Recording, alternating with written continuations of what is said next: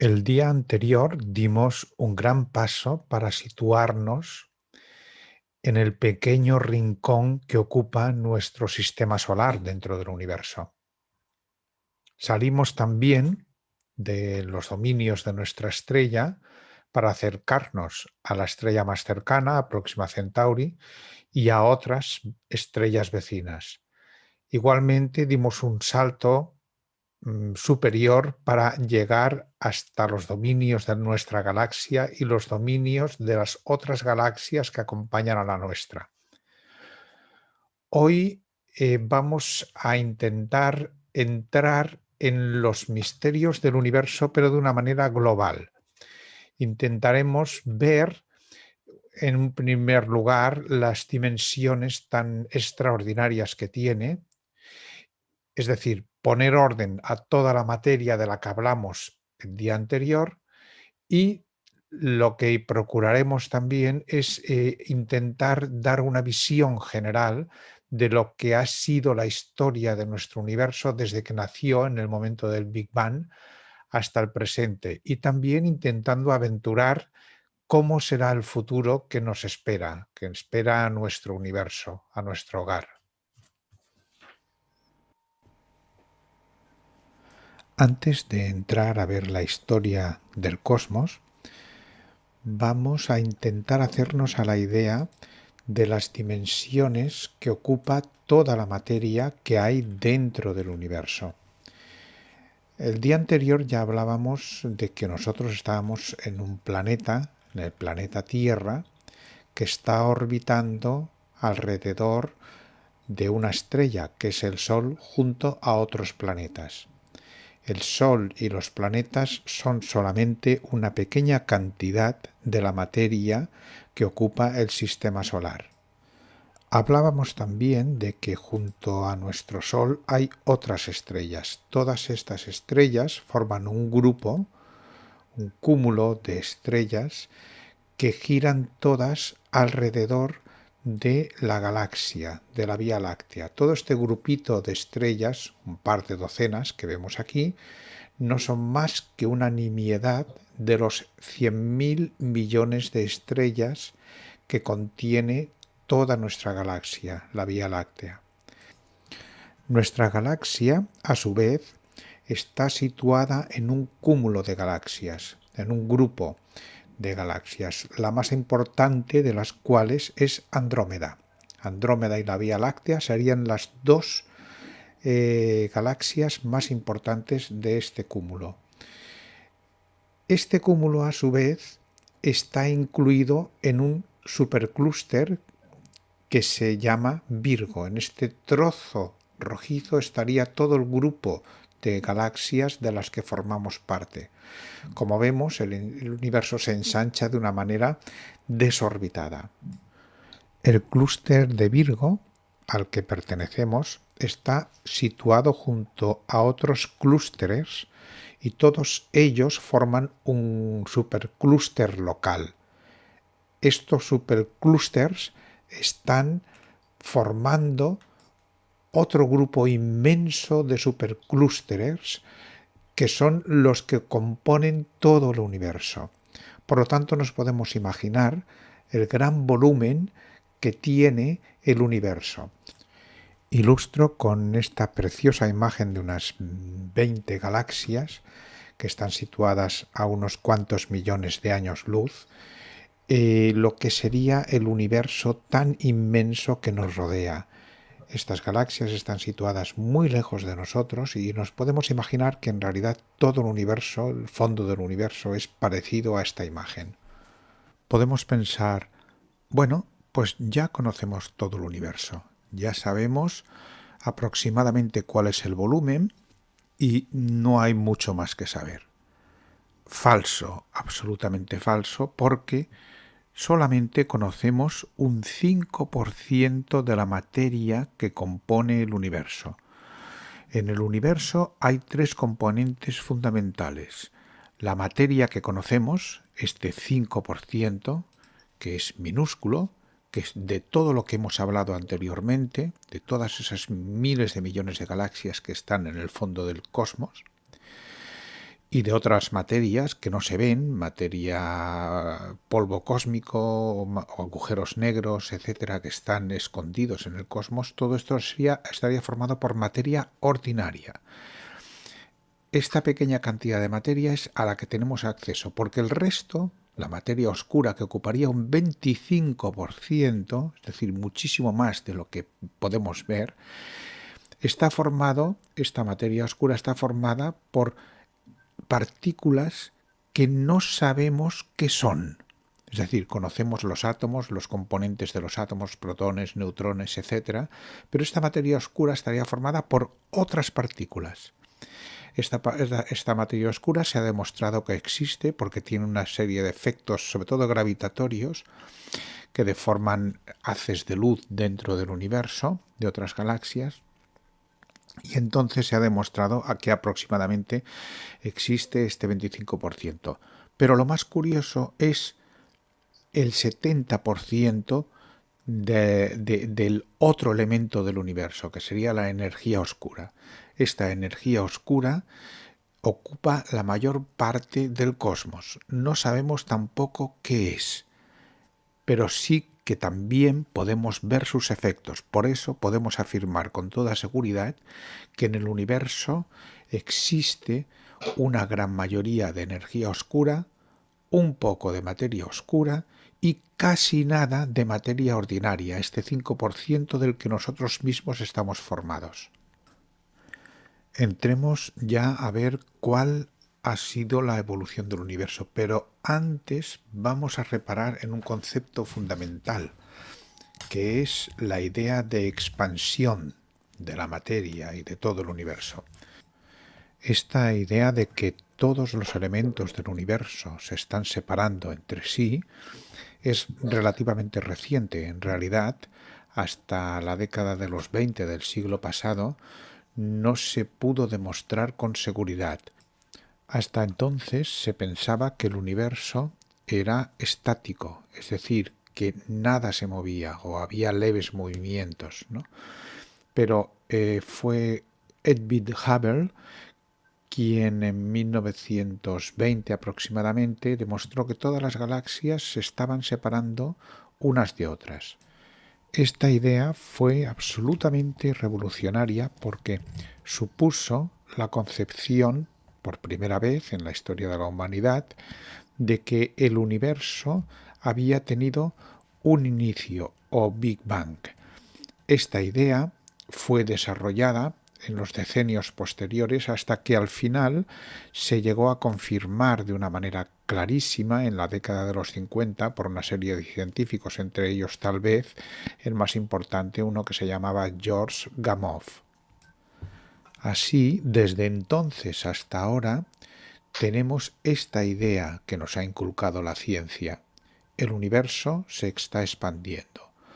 Pero en el año 1998 ocurrió algo extraordinario dentro de esta concepción de expansión, y fue que se demostró que existía una energía oscura que tenía los efectos de una especie de gravedad inversa, es decir, que en lugar de atraer, expandía la materia y que estaba influyendo notablemente en la expansión del universo, de manera que se supone que esta expansión es muchísimo más pronunciada desde hace unos 5.000 millones de años en la historia del universo. Este impulso extraordinario de la energía oscura condiciona por completo la historia del universo.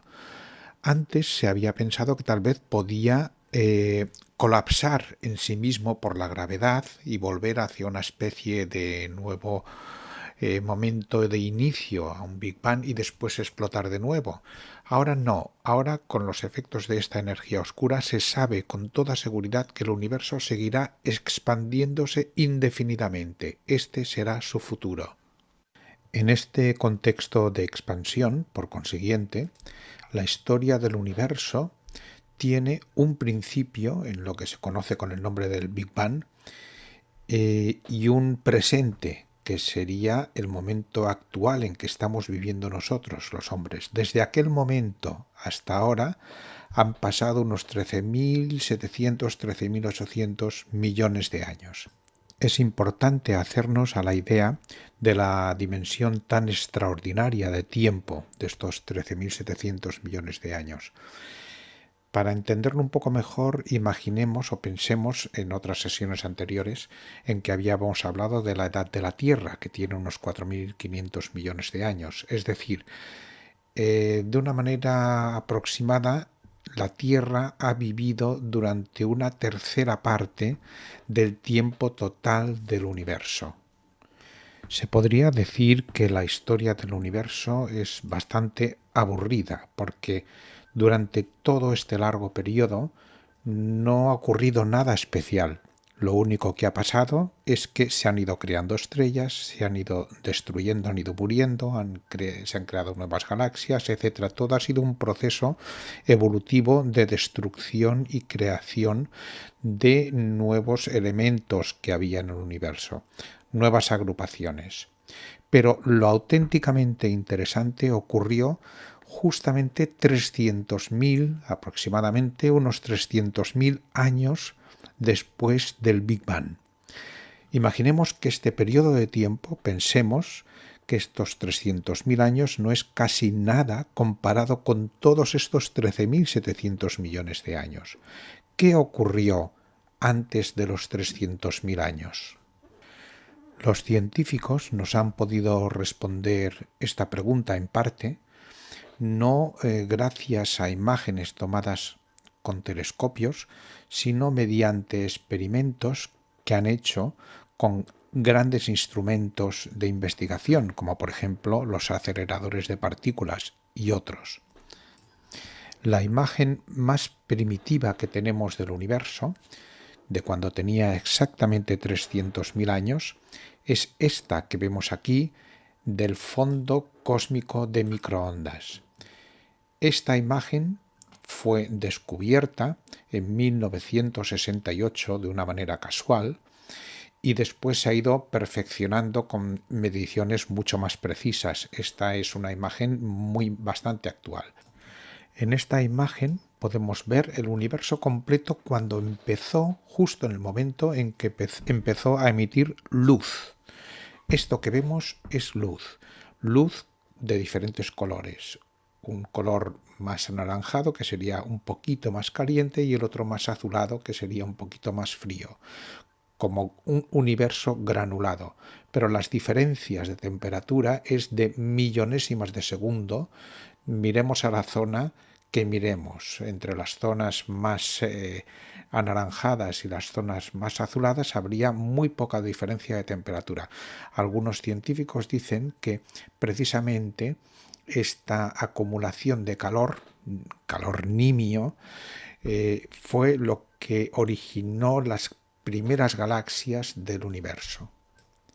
Yendo hacia atrás en la historia del universo, a partir de estos 300.000 años hasta el momento cero, lo que nos encontramos en primer lugar es los átomos, que ya se habían formado, sobre todo átomos de hidrógeno, que eran la gran mayoría, y algunos de helio. El resto de átomos más complejos, de los que ahora estamos formados nosotros, como por ejemplo el hierro, el carbono, etc., se formaron en la combustión del centro de las estrellas, que ocurrió posteriormente, pero no en estos momentos del universo iniciales. Por lo tanto, las únicas partículas que habían agrupadas en átomos eran protones y electrones, también algunos neutrones.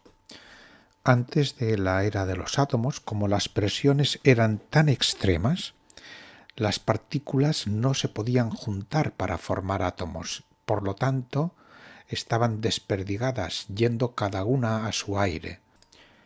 E incluso antes, cuando las presiones eran aún mayores, ni siquiera las partículas podían ser estables. Ya sabemos que los protones, por ejemplo, están formados por 3 pequeñas particulitas que se llaman quarks.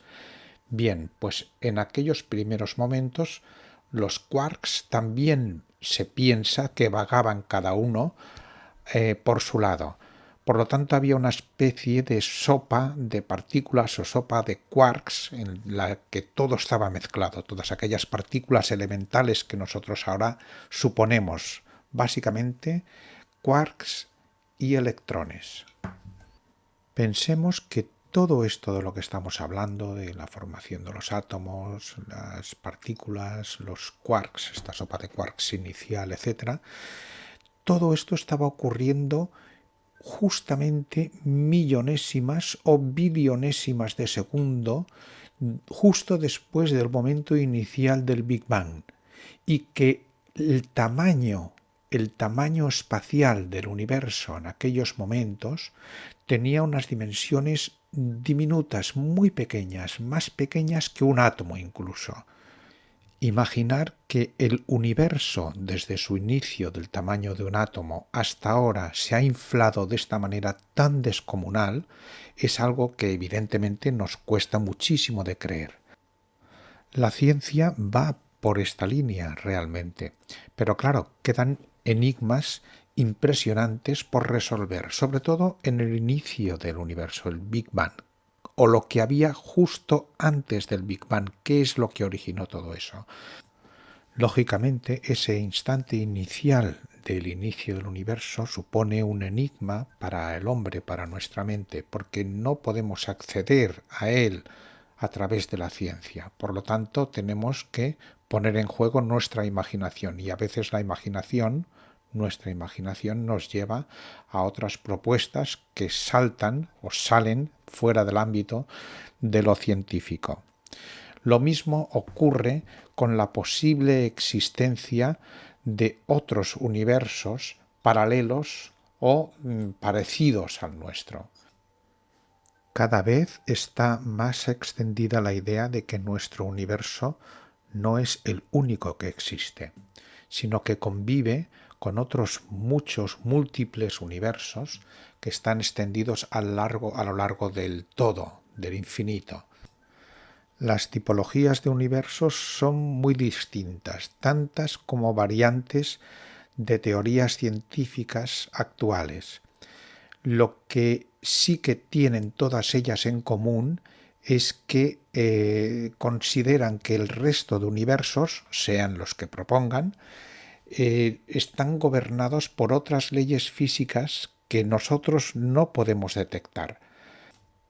Después de todo lo que hemos comentado hoy y el día anterior acerca de nuestro universo, hemos llegado a una situación de extrema complejidad en la que nuestro universo, que en su momento hace unos 100 años era algo muy complicado de entender, ahora es simplemente un detalle más entre otros muchísimos universos. No sabemos prácticamente casi nada de su origen, no sabemos casi nada de su futuro, y no sabemos si realmente tiene otros compañeros, universos que están junto a él, y de qué manera funcionan.